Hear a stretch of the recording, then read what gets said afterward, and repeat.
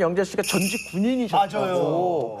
아니 배우라고 해도 믿을 만한데 정말 군인 얼굴에서 나 이렇게 잘생긴 군인은 처음 보네요. 아니 장동건이하고 똑같이 생겼어. 그래. 미안하지만 내가 좋아하던 배우가 장동건인데 군대 있을 꼭 때 장동건이 그래서- 동생이면 안 네, 좋은 것 같아. 그래서 군인 안 갔다는 야 얘기 많이 극찬이다. 나와서. 아니 근육 그냥 물뚱물뚱해. 어머 어머니가 저 봐봐. 정수를 차리셨네. 야 정말 시작부터 육체미 특집답게 정말. 그래. 네. 아 정말 두 분 다 세월을 거스른 외모와 몸매를 갖고 계신 것 같아요. 진짜. 네. 영재 씨 얘기부터 해보자면 강철 부대를 우리가 빼놓을 수 없죠. 강철 부대나. 강철 부대.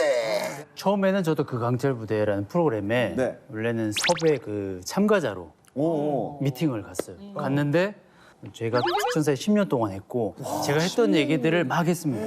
화병을 2번 갔다 오고 미군하고 연합훈련하고 어떤 교육을 나오고 얘기하니까 이거는 경력상 그렇지. 참가자보다 마스터. 이거는 교관 역할을 해야 그럼 된다. 참가할 수가 없어. 그래서 제가 롤이 마스터라는 롤이 없었는데 생겼어요. 그래서 저는 이제 훈련을 이제 진행하고 미션을 진행하는 걸로 바뀌었죠. 너무 잘 어울렸고 네. 그 마스터의 역할 때문에 강철 부대가 더 재밌었던 것 같아요. 맞아요.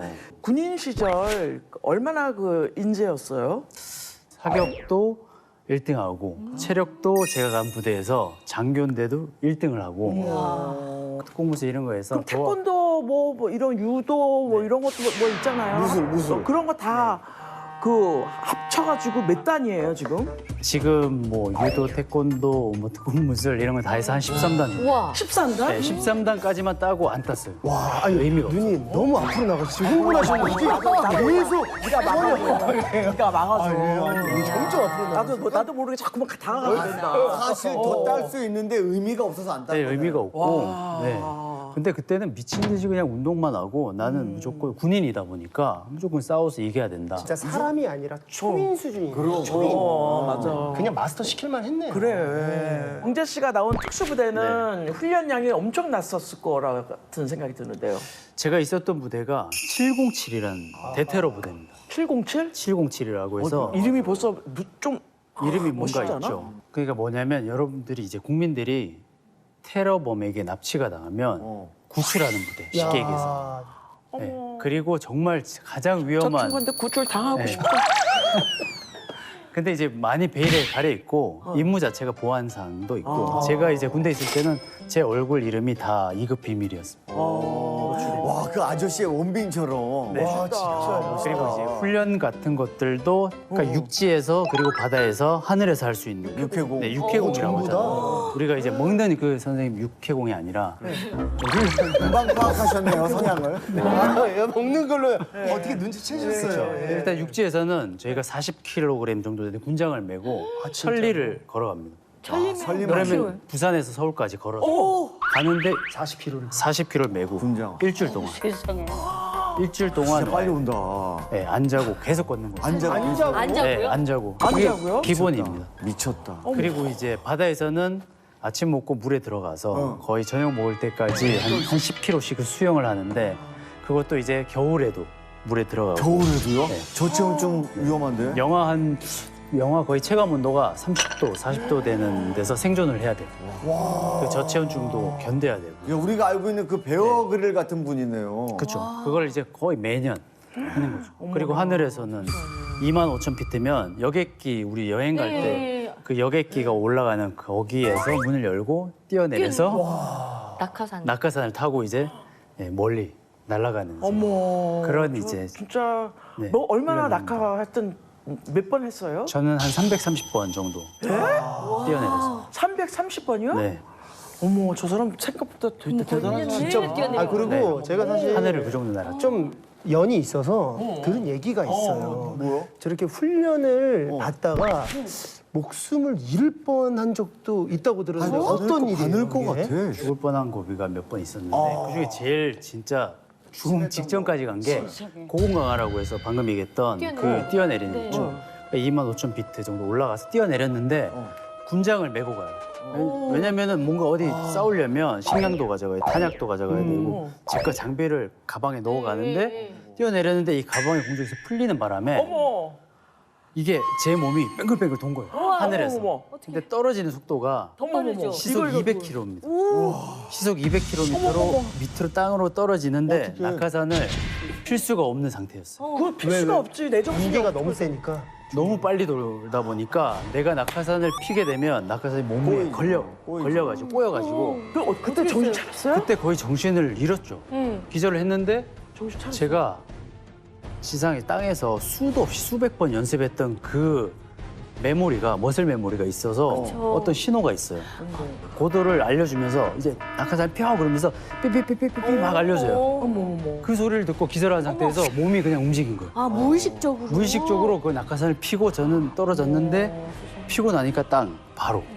그래서 그 이제 정신을 잃었다가 정신을 잃었다가 이제 그날 이렇게 제가 팀원들하고 생일 파티를 했습니다. 생일 파티? 다시 태어난. 아, 그러네. 지금 이렇게 보고 있으면 예. 그런 순환을 하나도 겪지 않는 비단 낀 그런 사람 같아. 동자 같은. 믿어지지가 않고 군대가 그렇게 지옥 같은 데줄 난 몰랐어. 아니, 특수부대니까. 특수부대라서. 진짜 최고의. 아니 진짜 어떻게 사람으로서 겪을 수가 있었나. 그렇죠. 다시 보여. 인간의 한계를 뛰어넘는 그런 훈련을 다 받은 거죠.